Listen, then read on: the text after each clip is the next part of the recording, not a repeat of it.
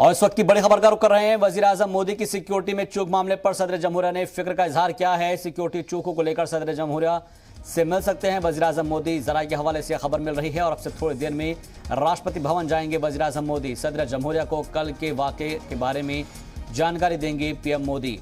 इस वक्त की ये बड़ी खबर मिल रही है जहां पर कहा यह जा रहा है कि वजीर आजम मोदी की सिक्योरिटी में चूक के मामले पर सदर जमहूरिया ने फिक्र का इजहार किया है, फिक्र जताई है, क्योंकि सिक्योरिटी चूक को लेकर सदर जमहूरिया से मिल सकते हैं वजीर आजम मोदी। इस तरह की खबर जराये के हवाले से मिल रही है। कहा यह जा रहा है कि अब से थोड़ी देर में राष्ट्रपति भवन जाएंगे वजीर आजम मोदी और सदर जमहूरिया को कल के पूरे वाक़े के बारे में इत्तला देंगे वजीर आजम मोदी।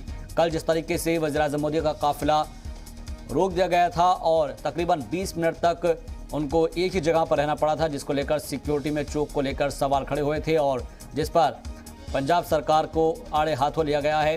खासतौर पर इसको लेकर मिनिस्ट्री ऑफ होम अफेयर्स से भी यहां पर उनकी तरफ से जवाब मांगा गया है।